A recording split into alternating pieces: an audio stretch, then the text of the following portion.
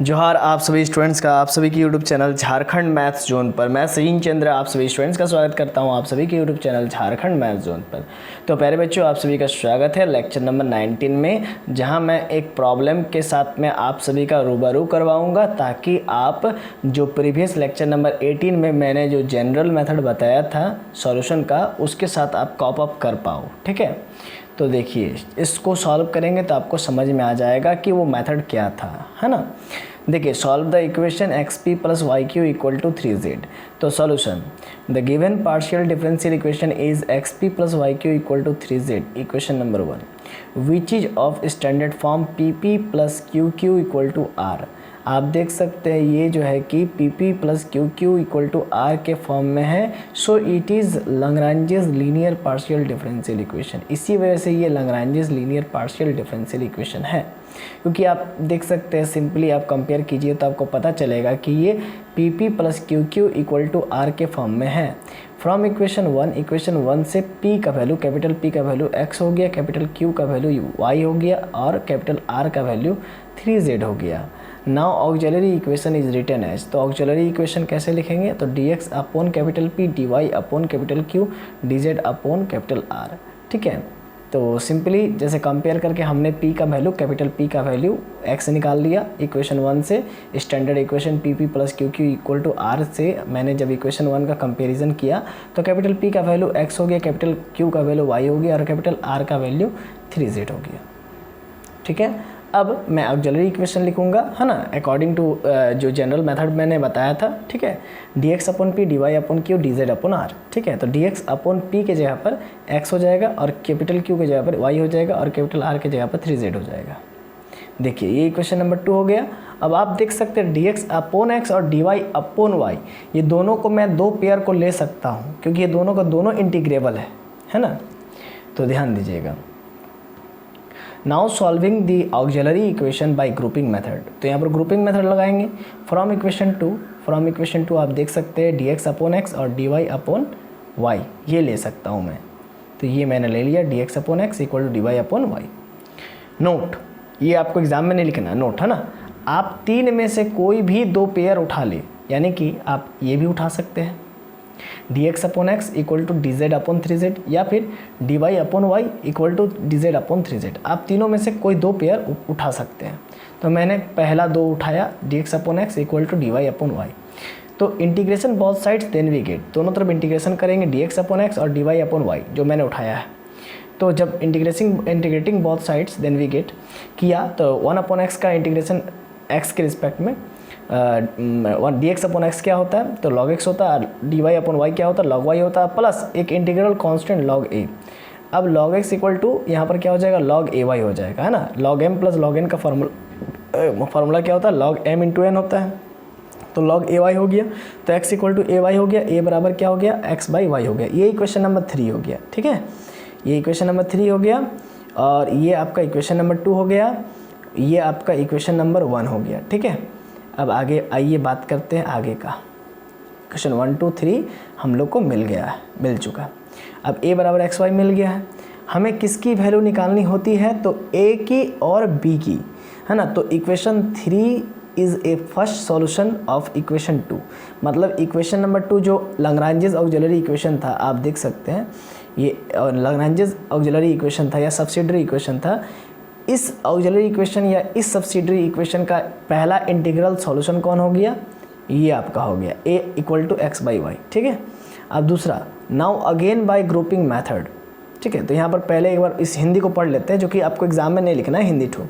हमें किसकी वैल्यू निकालनी होती है, तो a की और b की। तो equation 3 is a first solution, first integral solution of equation 2, that is auxiliary equation का सॉल्यूशन है a बराबर एक्स बाई वाई, है ना, फर्स्ट इंटीग्रल सॉल्यूशन है। आपको ऑक्सिलरी इक्वेशन से दो सॉल्यूशन निकालना पड़ेगा, तो पहला तो निकल चुका है a बराबर एक्स बाई वाई।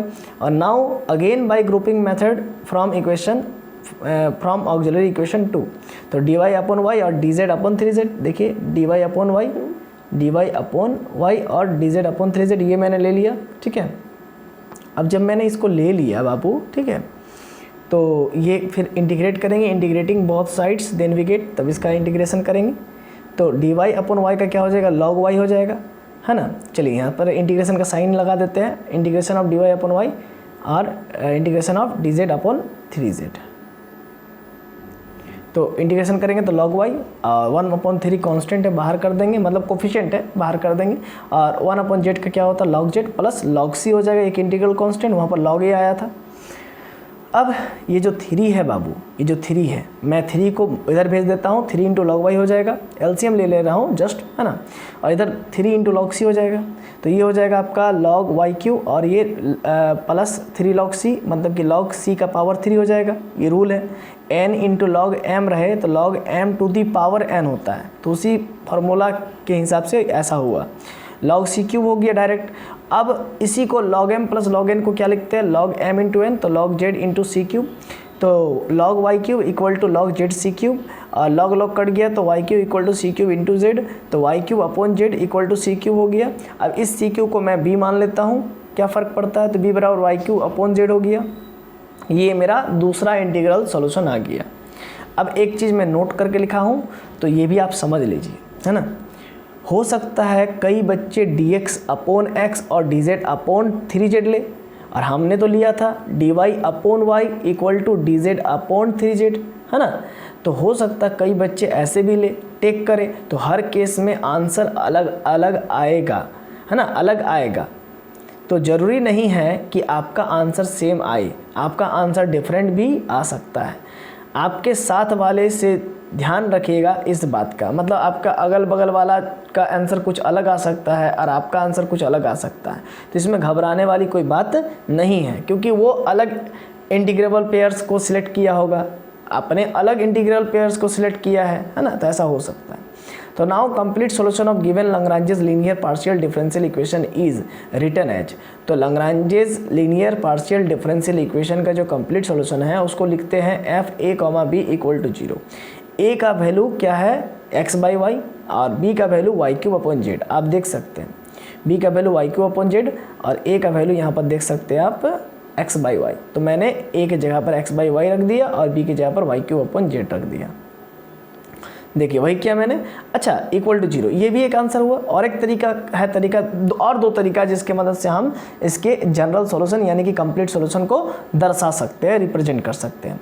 तो b equal to F A, B का value Y cube upon Z और a का वैल्यू x बाई वाई, और a equal to F B, तो a का वैल्यू x बाई वाई और b का value Y cube upon Z.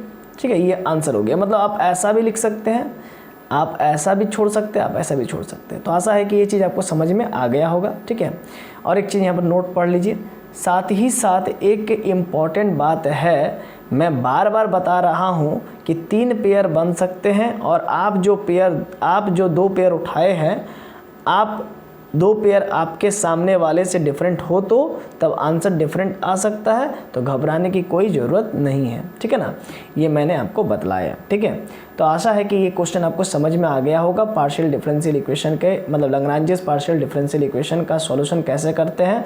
सबसे पहले हम लोग क्या करते हैं, उसका ऑक्सिलरी इक्वेशन को लिखते हैं। सबसे पहले पी, क्यू और आर का वैल्यू को फाइंड आउट करते हैं, इसके बाद ऑक्सिलरी इक्वेशन को लिखते हैं, और उसके बाद 2 इंटीग्रल पेयर्स को हम लोग उठा करके उसका इंटीग्रल सॉल्यूशन निकालते हैं। पहला इंटीग्रल सॉल्यूशन निकालते हैं, फिर दूसरा इंटीग्रल सॉल्यूशन निकालते हैं, एंड देन उसको f A comma B equal to 0 के फॉर्म में लिखते हैं, या फिर ए बराबर एफ बी के फॉर्म में लिखते हैं, या फिर बी बराबर एफ ए के फॉर्म में लिखते हैं। ठीक है ना, ऐसा हम लोग फॉर्म में लिखते हैं। तो आशा है ये चीज़ आपको समझ में आ गया होगा। तो चलिए मिलते हैं नेक्स्ट वीडियो लेक्चर नंबर 20 में, जहाँ पर मैं एक और क्वेश्चन के साथ आपका रूबरू करवाऊंगा। तब तक के लिए जोहार, खुश रहिए, आबाद रहिए, पढ़ते रहिए। धन्यवाद।